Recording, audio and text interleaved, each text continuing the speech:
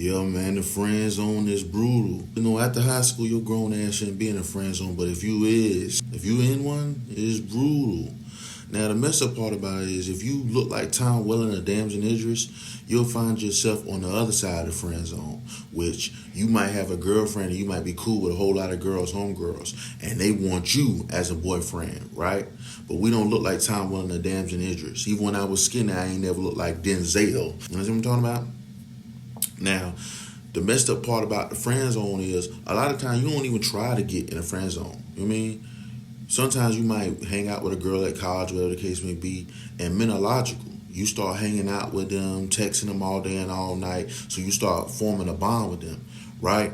And that's what makes you start seeing them as a girlfriend. Whole time they getting dick down and they just want you as a companion, as a person to talk to. A man start falling in love with his best friend over time spent, the bond and things like that. And even if he got girls, it'd be like, well, why the hell would I be fucking all these hoes when I could just get with my best friend, my homegirl, you know what I mean? We could make a relationship off of this. Homegirls don't think like that most of the time. They be trying to get the nigga that they got them having a situationship or the nigga that won't give them validation. They trying to get him in a relationship instead of their friend, right? Men are logical. We thinking, why don't we just get together? We spend all the time together. Feel what I'm saying? We go to movies together. We text each other all day. Why don't we just get together? Women don't think like that unless you look like Tom Welling. Feel what I'm saying?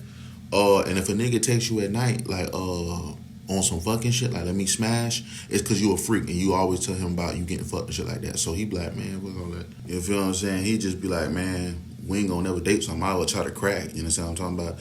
And that might be disrespectful to girls, but it's like, you tell him all your business. You tell him that you're a freak, you don't got no standards, so he might as well just smash. And another thing is, we all have misread women, right? And I feel like women do this shit on purpose. Women will say stuff like, I love milk. I love drinking milk. You know what I mean? Every time I drink it, I don't waste no drop. Milk soothes my throat. So you as a man thinking, oh, this a hint. So you'll say, oh, you a swallower? Whole time that just threw her all the fuck off. You know what I'm saying? That just threw her off. She's like, huh? Whatever the case may be. Because the damn red pill coach is talking about something, that's a hint. Whole time, it ain't a goddamn hint. She just talking. Women sometimes they just be talking out their mouth. And if you got a goon brain, you might pick up what she's saying as a freak shit, but she really just talking. She not even thinking about nothing. Feel what I'm saying? And lastly, can you turn the hoe into a housewife? Under extreme circumstances, meaning if she makes a change, she has to make a change like goddamn Malcolm X. It has to be fully on her, and it can't be something that she's faking or doing for just a cycle. It has to be a part of her life. Or you had to domesticate her on some goddamn nigga shit, like on some goddamn mean shit. Like you got to be like Ike Turner.